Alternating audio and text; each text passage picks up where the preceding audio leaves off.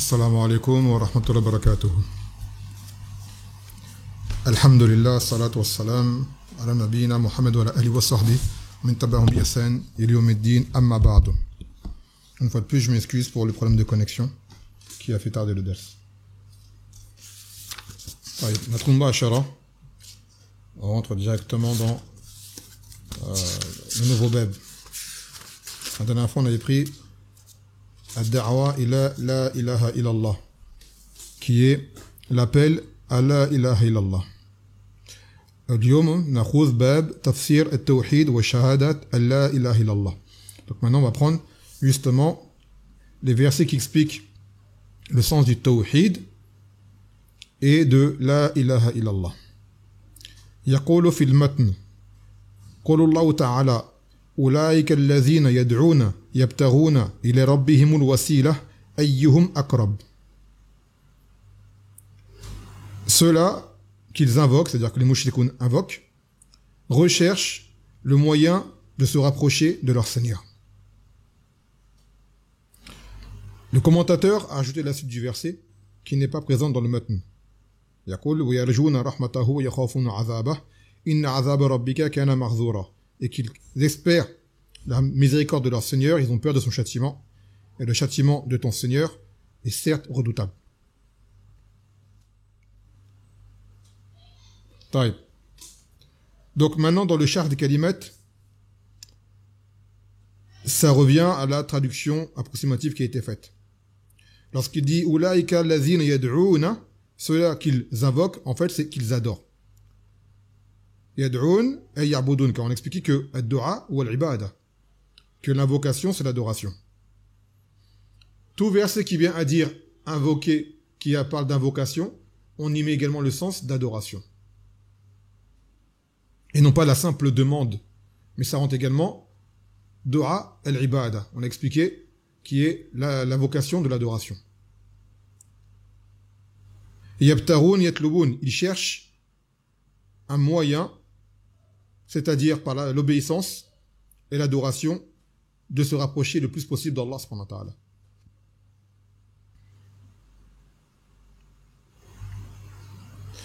Et lorsqu'il dit Inna azab rabbika kana mahzura, et que le châtiment de ton Seigneur est certes redoutable, qala yahdharuhu yahtaris minhu kull mu'min, qu'il est redouté et dont tente de se prévenir tout croyant. Tout croyant a peur du châtiment d'Allah subhanahu wa ta'ala. En premier, savoir une chose, ce verset a différentes causes. Lorsqu'ils disent ceux-là qu'ils invoquent,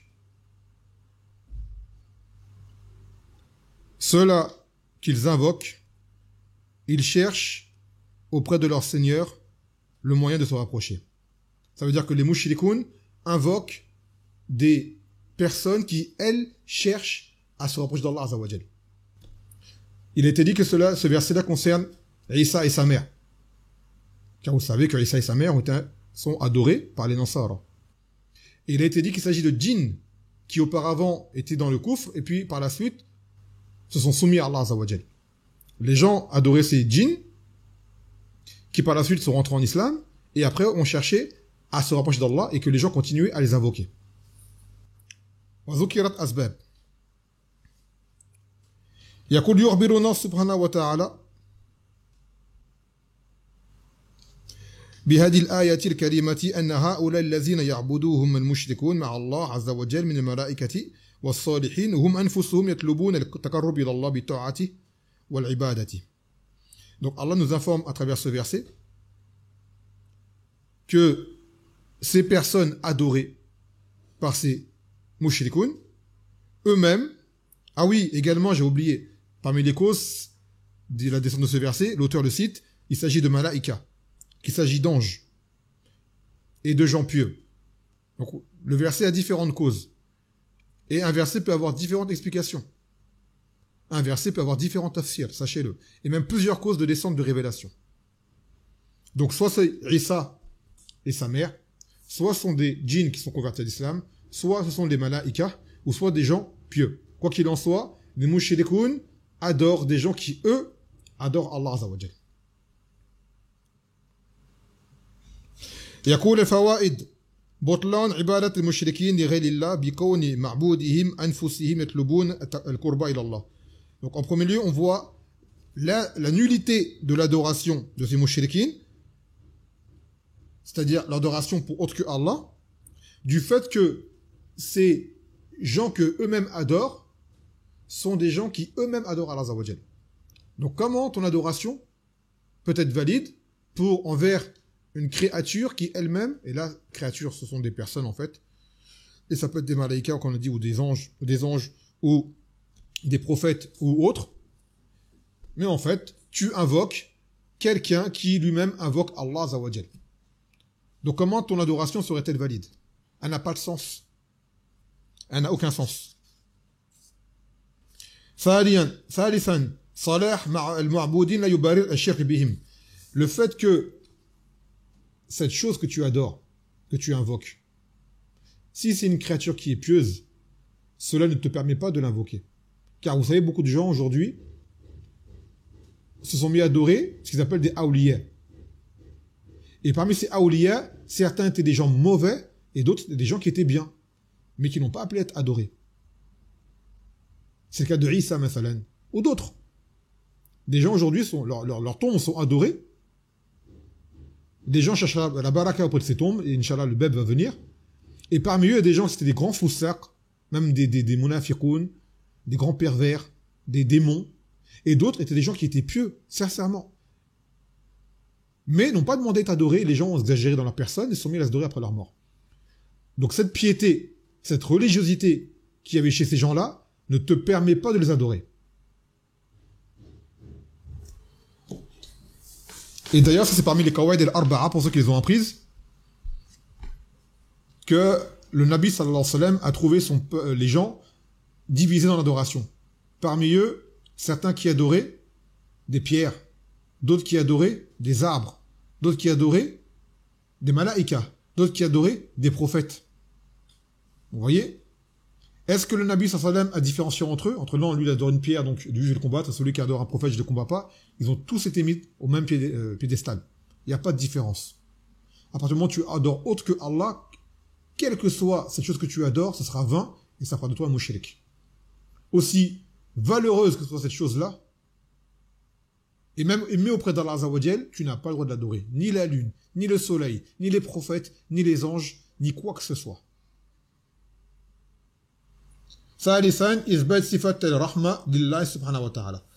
Et ce verset indique et affirme l'attribut de la miséricorde d'Allah. Donc maintenant le lien de ce verset par rapport à ce chapitre. حيث دلت الآية على أن معنى التوحيد وشهادة لا إله إلا الله والترك ما عليه المشركون من دعاء الأنبياء والصالحين والاستشفاع بهم إلى الله وإنه لا يكفي النطق بالشهادة بل من لم يكفر بكل معبود سوى الله. Ce verset vient pour nous prouver le sens du tawhid, de la ilaha illallah, du fait qu'il est obligatoire de délaisser les formes d'adoration que faisaient les mushrikoun, par exemple, ils invoquaient les prophètes, ou les gens pieux, ou demandaient qu'ils intercèdent pour eux. Donc le tawhid implique de mécroire en cela. Ne pas se dire, mais il invoque une personne qui a un rang auprès d'Allah. Il invoque un ange. Un ange, c'est une créature qui est pure. C'est pas juste, il invoque une pierre. Il y a des gens qui disent, ouais, c'est une pierre, c'est de l'idolâtrie. Si tu invoques un ange, c'est bon. Non, les deux, c'est pareil. Donc dans le tawhid, la ilaha illallah implique de mécroire en tout ce qui est adoré en dehors d'Allah. Quand on dit la ilaha illallah, le sens c'est la ma'bouda bi haqqin illallah. Nulle divinité digne d'être adorée en dehors d'Allah. Que nul ne mérite adoration en dehors d'Allah. Ça veut dire qu'on renie toute adoration et on ne l'affirme que pour Allah. Négation et affirmation. Donc là, ce verset vient pour faire le côté négation de ces mushrikoun qui adorent autre qu'Allah et l'affirmation que ces gens qui ont été adorés par ces mushrikoun, eux adorent Allah Azza wa Jal. يقول في المتن في الآية الثانية dans le matn de second verset. قول الله تعالى وإذ قال إبراهيم لأبيه وقومه إنني براء مما تعبدون إلا الذي فطرني. Lorsque Ibrahim a dit à son père ainsi qu'à son peuple, je suis certes innocent de ce que vous adorez, hormis celui qui m'a créé. Regardez à travers ce verset-là, on voit la négation que Ibrahim dit, je suis innocent de ce que vous adorez. Après il a dit quoi? Hormis celui qui m'a créé. Donc après il affirme l'adoration pour Allah. Donc ça veut dire la ilaha, négation, illallah, ça c'est l'affirmation. Donc ce verset veut dire la ilaha illallah. Il faut vraiment être attentif pour s'en rendre compte. Combien de versets on lit, et on ne sait même pas qu'à travers le verset, il y a le sens de la ilaha illallah qui apparaît. La ilaha illallah apparaît à travers beaucoup de versets dans le Coran, on ne s'en rend même pas compte. Mais les ulama sont là pour justement nous le montrer. Ce verset-là que tu lis là, c'est tawhid. Ce verset-là que tu lis là, c'est tawhid. Celui-ci également, et ainsi de suite. Et ensuite, c'est à nous de nous en rendre compte et de les mémoriser. Donc, on répète le verset. وَإِذْ قَالَ إِبْرَاهِيمُ لِأَبِيهِ وَقَوْمِهِ إِنَّنِي بُرَاءٌ مِّمَّا تَعْبُدُونَ إِلَّا الَّذِي فَطَرَنِي. Lorsque Ibrahim a dit à son père et à son peuple, je suis innocent de ce que vous adorez. C'est-à-dire toute chose qui est adorée. Après, il a dit إِلَّا الَّذِي فَطَرَنِي. Sauf celui qui m'a créé. Et celui qui l'a créé, bien sûr, c'est Allah Azza wa Jal. Donc là, ce verset a le sens de la ilaha illallah. يقول في الشرح الإجمالي dans l'explication générale يخبرنا الله سبحانه وتعالى في هذه الآية أن رسوله وخليله إبراهيم عليه السلام قد أخبر أباه وقومه أنه بريء من جميع معبودهم إلا معبودا واحدا وهو الله والذي خلقه والذي يقدر على توفيقه وبيده نفعه وضره. Dans ce verset, Allah nous informe de son messager et de son khalil. C'est-à-dire, son khalil, c'est celui qu'il aime le plus. On expliquait que le khulla, c'est le niveau le plus haut de l'adoration. Et aussi Mohammed, c'est son khalil. Ibrahim alayhi salam a dit à son père ainsi qu'à son peuple, son père s'appelle Azar, et c'est un mushrik, qu'il est innocent de toute leur divinité. Il l'a, sauf une seule. Et c'est Allah, celui qui m'a créé. Et celui qui accorde le tawfiq, la réussite, et qui apporte le profit, ou alors qui peut apporter une nuisance. Pour qui le mérite. يقول في الفوائد أن أصل دين الأنبياء واحد وهو التوحيد, que la base de la religion des prophètes n'est qu'une, c'est le tawhid. Cela se répète souvent. ثانيا الجهر بالحق من صفات المرسلين, que le fait de proclamer la vérité, cela est parmi les attributs des messagers. De dire clairement, qui aujourd'hui aura la force de dire ça à son père, et de dire ça à toute sa famille, et de dire ça aux gens clairement. Je suis innocent de vous, de ce que vous adorez en dehors d'Allah. Je pense que presque personne d'entre nous pourrait le dire. Par contre, les prophètes, eux, le disaient. Vous voyez bien le djihad qu'ils faisaient, ils le disaient. Et c'est pour cela qu'ils ont été combattus. C'est pour ça qu'aujourd'hui, les gens vous disent que l'islam doit être accepté. Il sera accepté quand tu arriveras à dire ça aux koufars, clairement. Et là, tu verras qui sont les koufars, clairement. Mais tant que tu fais le gentil, le mignon, le mielleux, tu ne sauras pas qui ils sont. Donc quand les gens disent, oui, vous, les salafis, vous gâchez tout parce que, à cause de vous, on passe pour des durs. Non, parce que nous, on montre la vérité autant qu'on peut.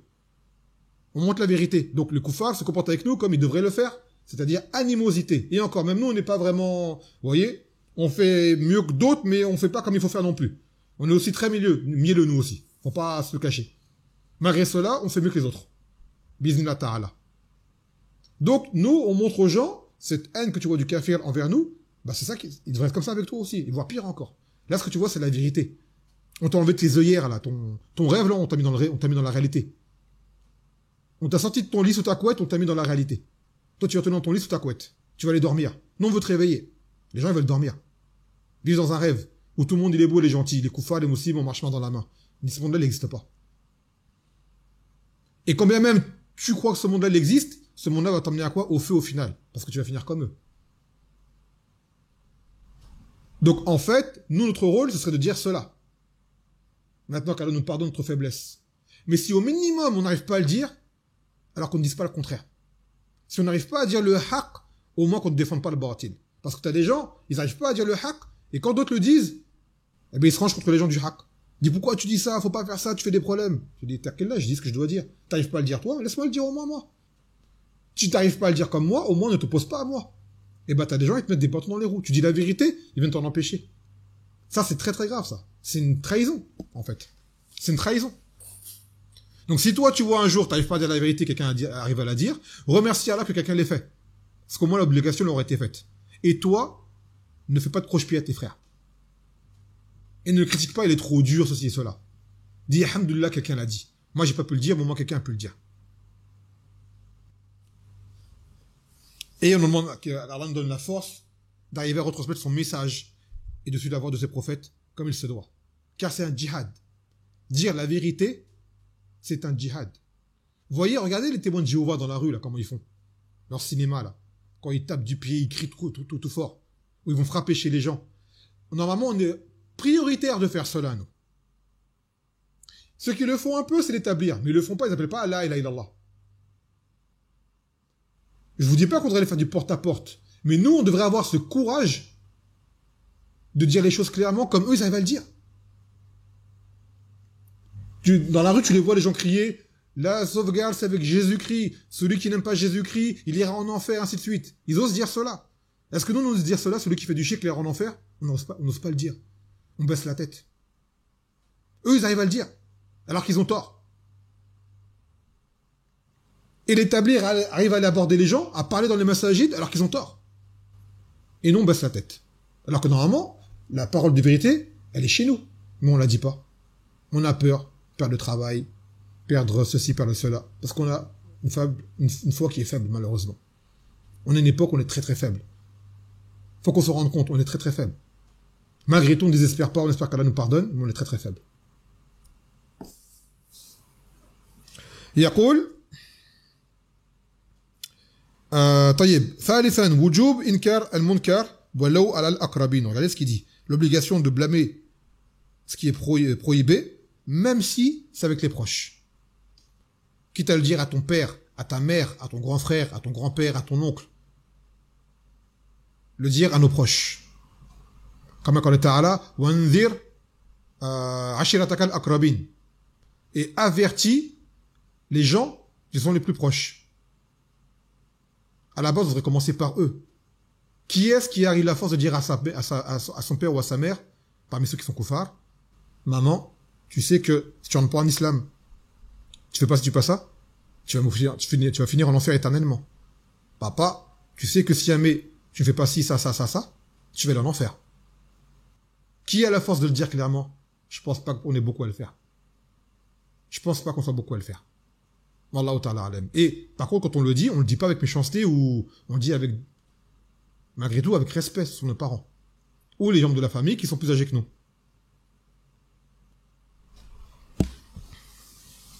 يقول رابعا وجوب البراءة من الشرك. L'obligation de s'innocenter du shirk.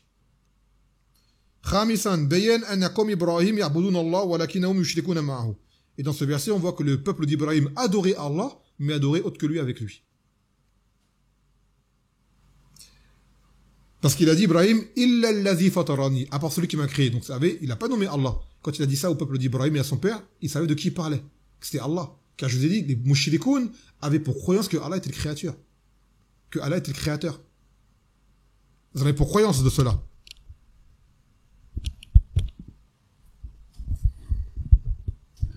يقول مناسبة الآية للباب. عفوا. Donc maintenant c'est le lien du verset par rapport au chapitre. Et il est clair.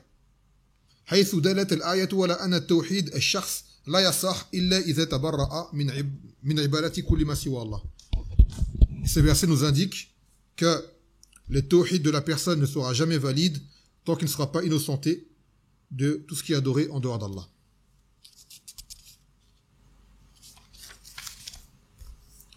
Troisième verset du matn.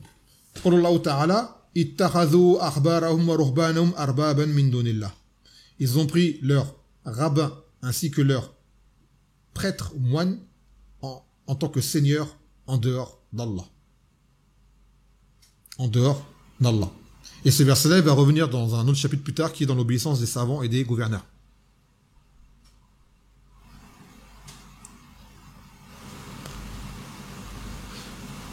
Donc, les ahbars, ce sont les savants des Yahoud. Ce sont leurs rabbins.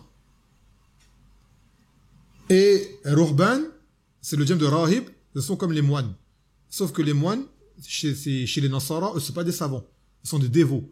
Des gens qui se consacrent à l'adoration. Vous savez, ils vont dans leur monastère, ils s'isolent pour se consacrer, comme ils disent, au service de Dieu, comme eux le disent. Mais ils n'ont pas de science, ce sont des grands ignorants.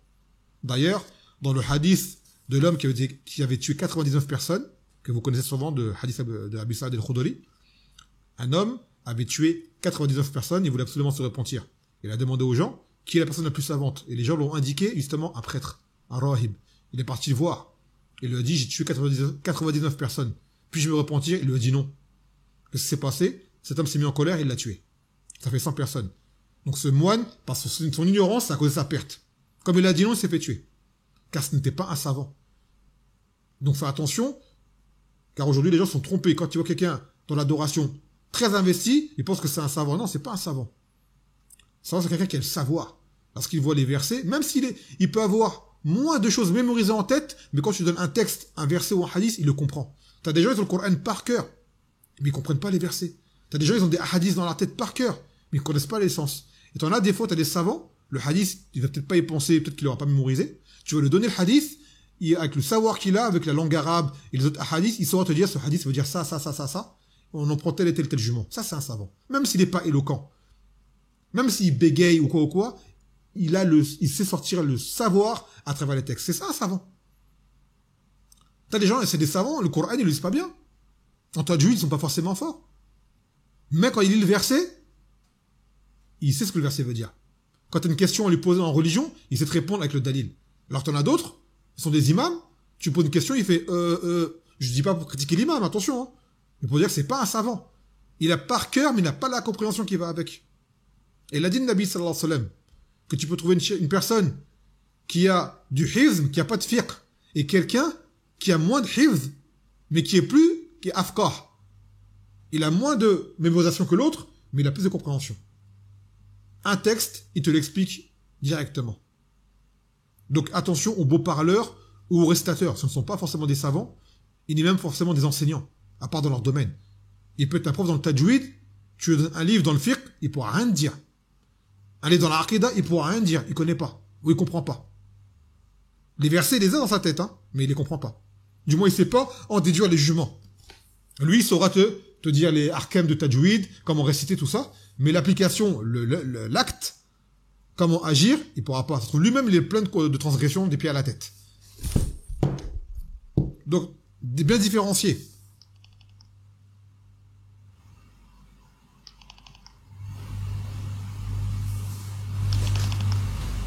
Bien différencier entre les imams de mosquée, entre les prédicateurs, entre les machères, les sermonneurs, les wa'az, comme on dit, sermonneurs, c'est-à-dire ceux qui font des beaux discours, mais qui ne sont pas forcément de science, et les savants. Et un savant peut peut-être regrouper tout cela. Il peut être un wa'iz, quand il fait un sermon, il est éloquent, il est fort, il est convaincant. Il peut être également dans le Coran très fort. Ça, c'est un fort qu'il aura en plus. Et tu auras des savants qui n'auront peut-être pas toutes ces qualités-là, mais ils restent des savants quand même. Et tu en as d'autres, ils auront le Coran, tout ça, mais ils n'ont pas de science. Ils n'ont pas le ilm pour faire des fatawa. Ils n'ont pas le ilm pour enseigner. Ils n'ont même peut-être pas le ilm pour appeler les gens à l'islam.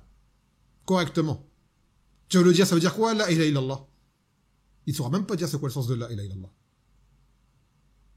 Alors qu'il y a le Coran par cœur. Allez voir plusieurs de vos imams dans vos mosquées. Demandez-leur, ça veut dire quoi, la ilaha illallah. Vous allez voir. Qu'est-ce qu'ils vont vous dire? En général. ثم يقول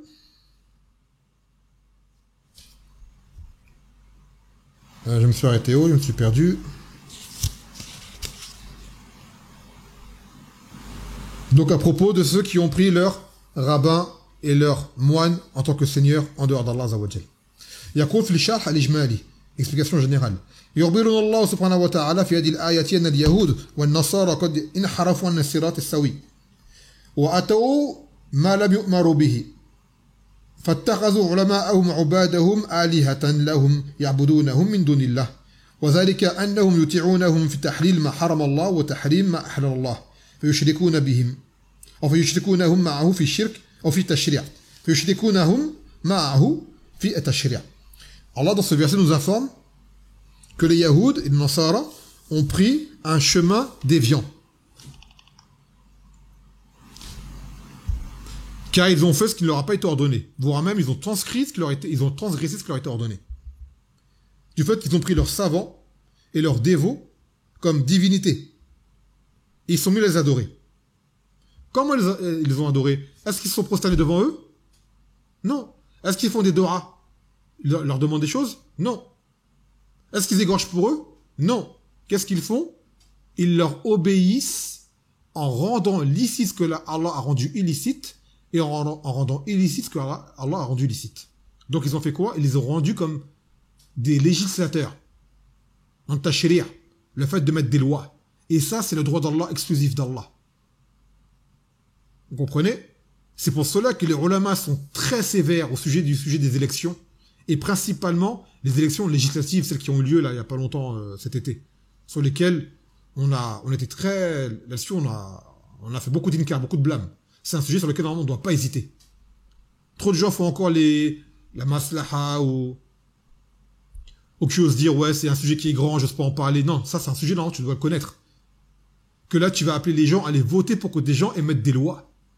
Tu n'as pas le droit de faire cela. Ni le LFI, ni le RN, ni qui tu veux. Personne. Ces gens-là, tu vas leur donner le pouvoir de mettre des lois dans le pays. Tu n'as pas le droit de faire cela. Ça revient à Allah Azza wa Jal. Et dire qu'on va repousser le moindre mal, tu n'as pas le droit. Et vous avez bien vu, il y a eu quoi comme moindre mal? Il y a une différence, il n'y a pas de différence. Il n'y a rien eu. Qu'est-ce qu'ils ont apporté là depuis qu'ils ont été élus? Qu'est-ce qu'ils ont apporté de bien aux musulmans? Rien du tout. Rien du tout. Et comme je vous le dis, même le RN ne serait pas au pouvoir, qui vous dit qu'ils auraient fait quelque chose de pire? C'est que des paroles. Comme on dit, c'est pas le chien qui aboie le plus qui le mord le plus fort. C'est pas le chien qui aboie le plus fort qui mord le plus fort. Sachez-le. Donc, le tashri'a, le fait d'émettre des lois, même si les gens disent non, on sait que c'est haram, tu n'as pas le droit de faire en sorte que ce soit appliqué. Et le faire que les gens marchent sur cela. Tu n'as pas le droit d'y participer.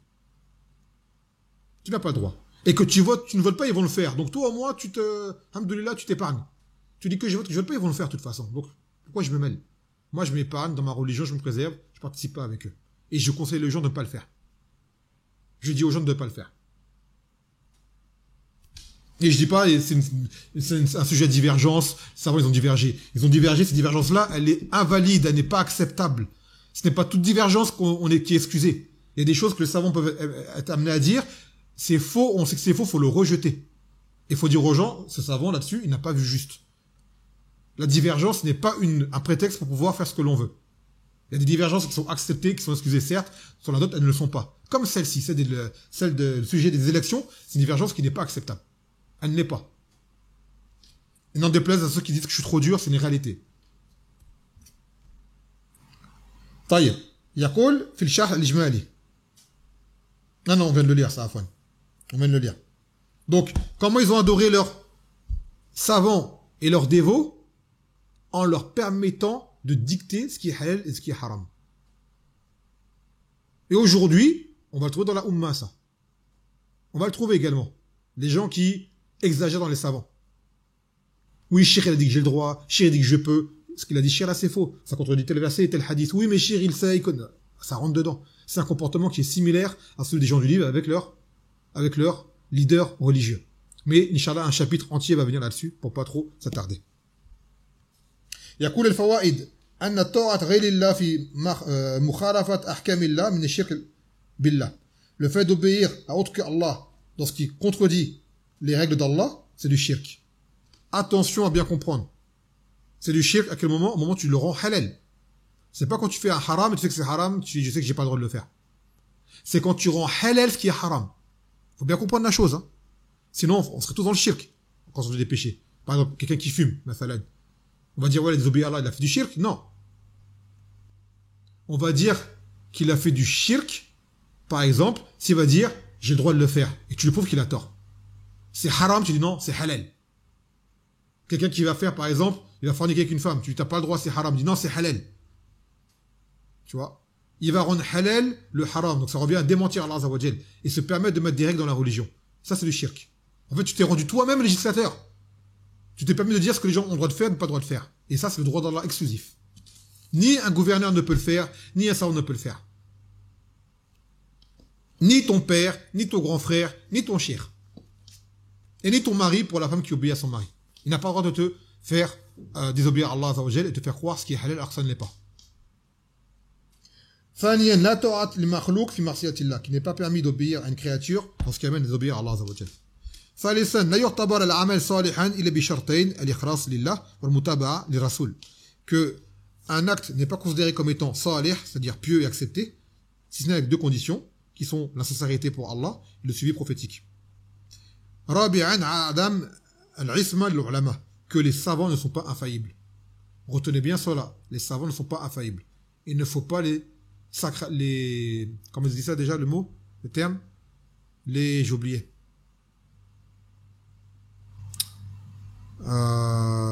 Sanctifier, voilà.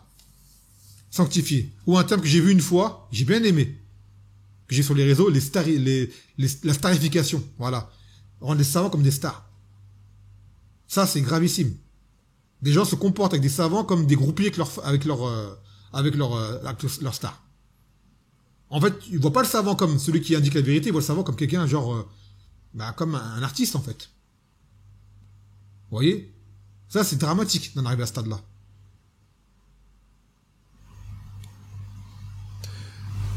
Et يقول خامسا بيان انحراف اليهود والنصارى عن دينهم الصحيح. Cela montre la déviance des Yahoud et des Nasara de leur dîne qui était de base véridique. À la base, les gens du livre avaient une religion qui était véridique, mais ils l'ont changé. Et comment ils l'ont changé? En obéissant justement à leurs savants et à leurs dévots, qui ont changé les textes. Et eux, les ont suivis en cela. يقول سادسا خطر العلماء الضالين على الأمة, ce qui montre le danger des savants égareurs sur la communauté. مناسبة الآية للباب. Donc maintenant le lien du verset par rapport au chapitre. حيث دلت الآية على أن معنى التوحيد وشهادة أن لا إله إلا الله يقتضي إفراد الله بالطاعة وإفراد الرسول بالمتابعة لأن من أطاع الرسول فقد أطاع الله.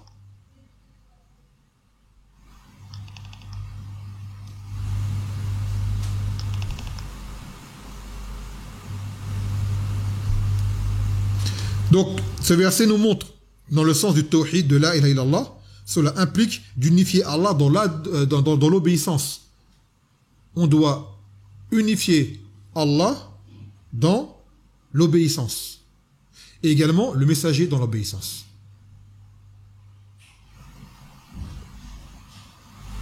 Car celui qui aura obéi au messager aura certes obéi à Allah Azza wa Jalla. Comme قال تعالى ومن أطاع الرسول فقد أطاع الله. Celui qui obéit au messager aura certes obéi à Allah Azza wa Jalla. Ça va ensemble. On unifie Allah dans l'adoration, tout comme on unifie le messager en quelque sorte dans l'obéissance. C'est-à-dire que dans le fait d'obéir à Allah Azza wa Jalla, on ne le fait que parce que le prophète sallallahu alayhi wa sallam nous a enseigné lui et pas autrui. Et cela met fin également à cette idéologie de croire que les 4 écoles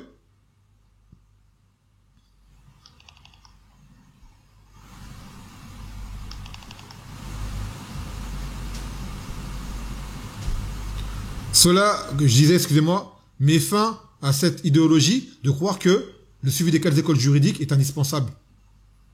Non, ce n'est pas indispensable, car ces 4 écoles juridiques sont venues après les siècles de vertu. Ce n'est pas une révélation d'Allah Azza wa Jal. Si c'était indispensable, ceux d'avant eux en auraient été privés. Alors que ceux d'avant eux étaient encore plus savants, justement. Comment cela se fait? طيب ثم في المتن يقول قول الله تعالى ومن الناس من يتخذ من دون الله أندادا يحبونهم كحب الله. Parmi les gens, il y en a certains qui prennent en dehors d'Allah des égaux et ils les aiment comme l'amour que Allah doit recevoir. Ils donnent un amour à ses égaux d'un amour qui revient à Allah Azza wa Jal. Car l'amour est de différentes catégories. Il y a l'amour qui est ibadah. C'est cet amour-là qui doit être voué à Allah Azza wa Jal. Celui qui le voue à autre que Allah Azza wa Jal aura fait du shirk. Il y a l'amour qui est naturel. Comme l'amour qu'on a pour les parents. L'amour qu'on peut avoir pour l'épouse. L'amour qu'on peut avoir pour les enfants. L'amour qu'on peut avoir même pour des choses de la dunya. Et cet amour peut devenir haram quand cet amour nous emmène à désobéir à Allah Azza wa Jal. Que ce soit avec tes parents qui te font désobéir à Allah, que ce soit ton épouse ou ton époux ou à cause de tes enfants que tu désobéis à Allah. Donc là, ça devient un amour qui n'est pas shirk, mais qui est haram. Car tu as mis une chose au point de désobéir à Allah Azza wa Jal, en sachant que tu es dans l'erreur. Ah, mais si jamais tu crois que tu as raison et tu rends halal haram, là tu rentres dans le même jugement que les gens du livre qu'on a cité auparavant. Et donc cet amour qui est halal devient haram. Tu aimes une chose à tel point qu'elle t'amène à désobéir à Allah Azza wa Jal, en sachant que tu es fautif, bien sûr. Donc cet amour-là, il est haram. Et il rentre dans les passions. Le suivi des passions.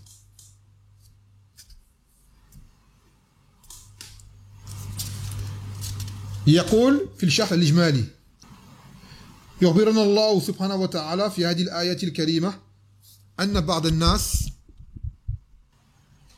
ينسبون لهم أصناما يحبونهم كحب الله وكحبهم لله ثم بين سبحانه وتعالى المؤمنين أقوى حبا لله من المشركين في المحبة. Bon, après c'est la suite du verset, je n'ai pas lu. Allah nous informe à travers ce verset que certaines personnes se dressent des idoles, de fausses divinités, et se mettent à les aimer comme on aime Allah Azza wa Jal. Donc là, ça rentre dans un amour qui est shirki, car là-bas, c'est un amour qui est ibadah. C'est un amour qui revient à Allah Azza wa Jal. L'amour que tu donnes à ton créateur, c'est l'amour suprême qui est au-dessus de tout. L'amour qui domine tout. Et on avait expliqué dans la ilaha illallah, parmi les shurut de la ilaha illallah, il y a al-mahabba, l'amour. Rappelez-vous, on avait dit que la ilaha illallah avait des conditions. Et parmi elles, al-mahabba. Donc c'est cette mahabba, qu'on dit également hub, mahabba, qui veut dire amour en arabe. On le donne, cet amour qui revient à Allah, on le donne à autre que Allah. Alors là, on fait du shirk. Et il y a des gens, pire que cela, qui aiment autre que Allah, plus que l'amour que Allah doit recevoir. Là, c'est le summum de l'égarement. C'est le summum de l'égarement. Et cet amour-là, vous pouvez le voir à travers des créatures aujourd'hui. Mathalan, tout à l'heure on parlait de l'exemple des groupies avec leurs idoles, les fans, avec des artistes. Rappelez-vous de ces gens, lorsqu'ils voient leur star, ils tombent dans les pommes. Ces filles qui hurlent, qui pleurent. Des gens qui se font piétiner, comme on se fait piétiner par exemple dans une erreur pendant le Hajj, pour voir tel chanteur, telle chanteuse. Cet amour-là, c'est lequel d'après vous? Ou ceux qui ont pour des sportifs. Vous croyez que c'est quel amour celui-ci? Cet amour abusé. Cet amour-là peut rentrer pour beaucoup dans le shirk. Dans le shirk. Vous voyez que lorsque l'idole y passe, ils veulent le toucher absolument. Il faut que je le touche. Il faut que j'ai touché sa sueur, son vêtement. Il y a même des stars qui ont vendu des vêtements à eux après leur mort avec de la sueur. J'ai vu une fois une annonce d'une serviette de Johnny Hallyday qui était en vente à 2000 €. Il s'était essuyé avec pendant un concert. Elle n'a jamais été lavée. En vente, 2000 €. Après, elle a été mise aux enchères. J'ai dit, une serviette d'un homme avec de la sueur, normalement, ça nous répugne, ça. Non. Normalement, on donne une serviette usagée, tu la jettes, tu dis, je ne suis pas avec ça. Eh ben non, comme c'était Johnny Hallyday, les gens voulaient l'acheter. Minimum 2000 €, une serviette, hein. Quelle marque? Je sais pas c'était quoi comme marque. Juste, c'est Johnny Hallyday, c'est sueur avec. Sa sueur. Donc imaginez-vous à quel stade de bassesse on peut arriver devant une créature. Et lui, cet homme-là, Johnny Hallyday, c'était une personne pieuse, parmi les plus grands pervers qui soient. Parmi les pires créatures qui soient et les guerreurs qui soient. Et aujourd'hui, vous allez voir des gens aller vers sa tombe et l'invoquer chez les koufars. D'accord? Et t'as déjà eu l'appel. Lui-même, il avait une chanson, il s'appelait L'idole des jeunes. C'est une de ses chansons. L'idole des jeunes, il s'appelle lui-même.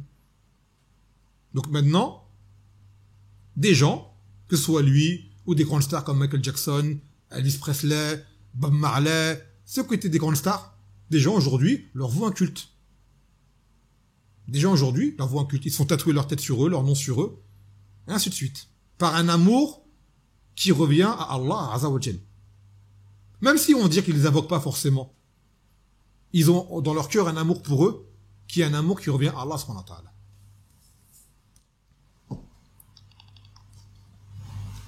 يقول الفوائد أن المحبة نوع من أنواع العبادة. Donc que l'amour est une forme d'adoration.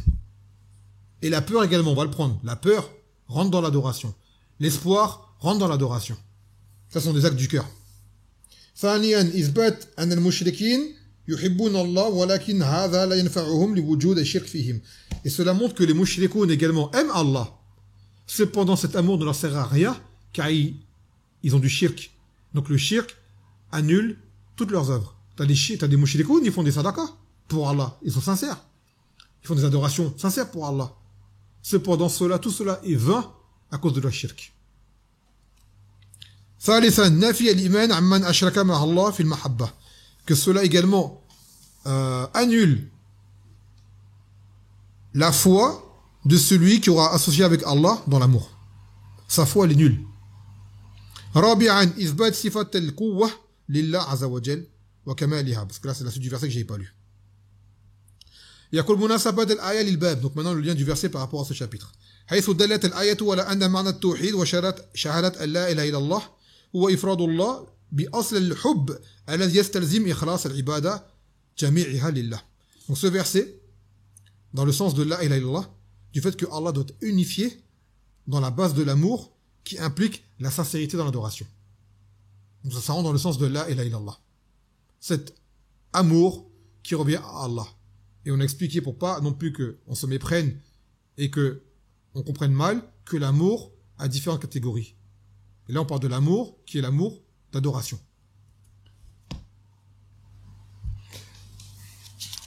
Après on finit par le dernier dalil de ce bab. في الصحيح عن النبي صلى الله عليه وسلم قال من قال لا إله إلا الله كفر بما يعبد من دون الله حرم ماله ودمه وحسابه على الله عز وجل. Celui qui aura dit la ilaha illallah et qui aura mécru en ce qui est adoré en dehors d'Allah, alors lui, ses biens, son sang seront sacrés et son compte, il rendra des comptes à Allah subhanahu wa ta'ala.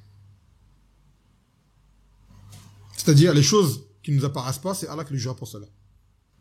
يقول في شرح الكلمات من قال لا إله إلا الله نطق بها وعرف معناها وعمل بمقتضاها كفر بما يعبد من دون الله أنكر كل معبود سوى الله بقلبه ولسانه حرم ماله ودمه وحرم أخذ ماله وحرم قتله وحسابه على الله الله يتولى حسابه يوم القيامة فإن كان صادقا أثابه وإن كان منافقا عذبه.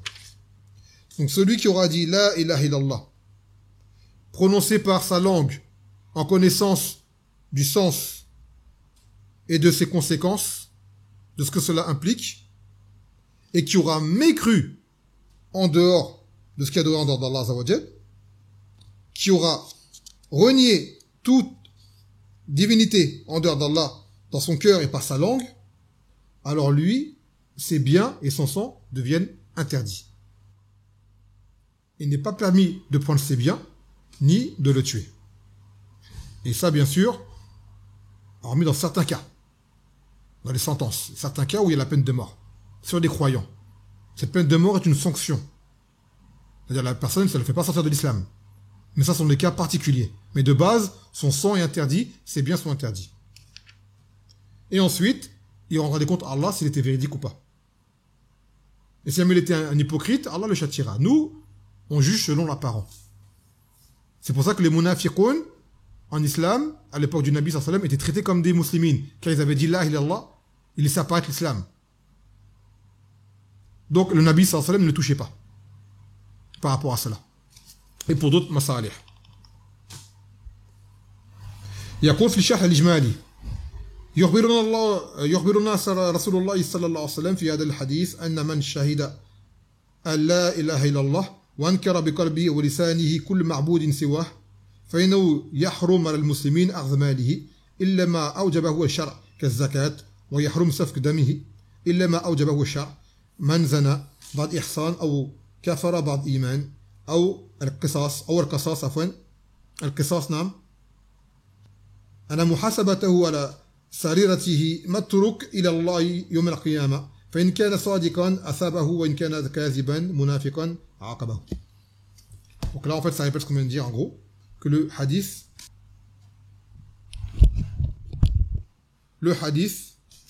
indique que celui qui aura fait l'attestation de la ilaha illallah et qui aura dans son cœur et par sa langue rejeté tout ce qui est adoré en dehors d'Allah Azza wa Jal, alors il est interdit aux musulmans de prendre ses biens ni de le tuer, sauf dans ce qui est obligatoire comme la zakat.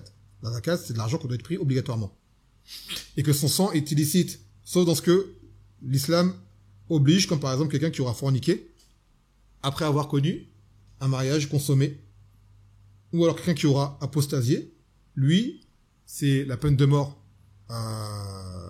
pour son apostasie, bon là il est mort kafir, ou alors quelqu'un pour le talion qui aura tué un musulman volontairement, lui c'est le talion, à ce moment-là on peut le tuer par exemple. Et le reste de ces actes, qu'ils soient apparents ou cachés, cela ne nous revient pas à nous, c'est Allah qui le jugera yawm al-qiyamah, s'il était véridique ou un hypocrite.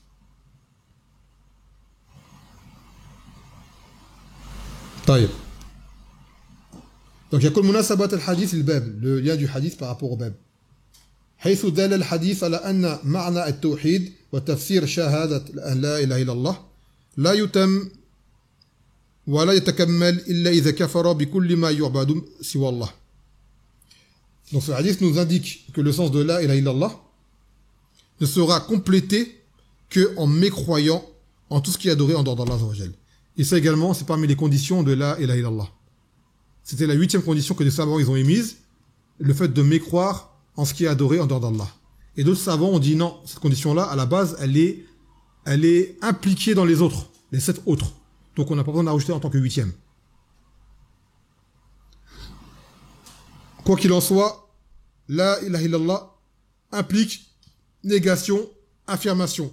Négation de tout ce qui est adoré en dehors d'Allah Azza wa Jal, et affirmation de l'adoration seule exclusive pour Allah subhanahu wa ta'ala.